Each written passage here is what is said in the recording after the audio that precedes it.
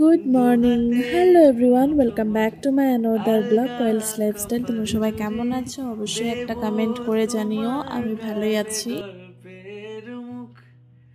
তুমি প্রচ্ছদে রং দেবে সব দেব অম্বুবাচী তো শেষ, তার জন্য এই যে দেখো সব ঘরের বিছানা আদরগুলো উঠিয়ে নিচ্ছি, ধুয়ে দেব। তো তোমাদের কার কার এরকম নিয়ম আছে যে অমাপতি যখন লাগে তারপরে যখন শেষ হয়ে যায় তারপরে কি তোমরা এইসব করো? মানে এই যে ধোয়াধুয়ি, কাপড় কাচাকাচি, তারপরে ঘর ঝাড়া, এইসব কাদের নিয়মে আছে অবশ্যই কমেন্ট করে জানিও। আমাদের কিন্তু আছে, তো তাই আর কি করছি।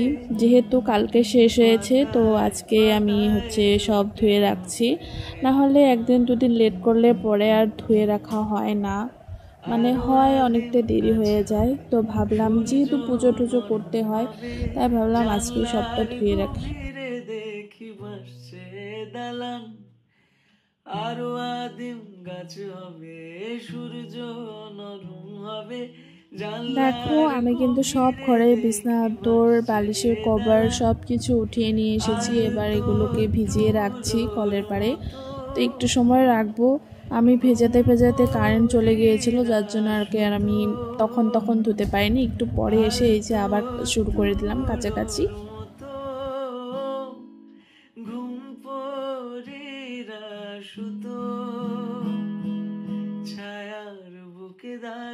গরমের দিনে জল হাতাতে কার না ভালো লাগে বলো?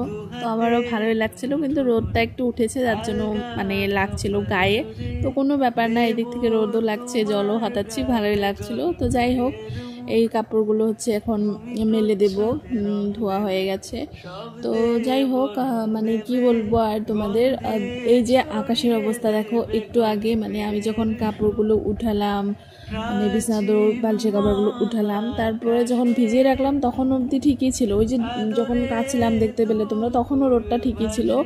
কিন্তু এই যে শুকো দিতে আসলাম তখনই ওয়েদারটা একটু একটু খারাপ হয়ে গেল। জানি না, তখন তো আমার ভীষণ ভয় লাগছিল যে এই যে এখন বোধহয় বৃষ্টি আসবে, কিন্তু না, বৃষ্টি আসেনি। পরে আর ভালোই হয়েছে, পরে তো আরও বেশি রোদ উঠেছিল। তো যাই হোক, এই দেখো ওয়েদারের অবস্থা, এই রোদ উঠছে, এই আবার রোদ পড়ে যাচ্ছে, এই অবস্থা আর কি। আরো আদিম গাছ হবে, সূর্য নরম হবে, জানলার গভীরে দেখি ভাসছে দালান। আরো আদিম কাপড় শুকোতে দিয়ে এবার যাব আমি ঘর ঝাড়তে।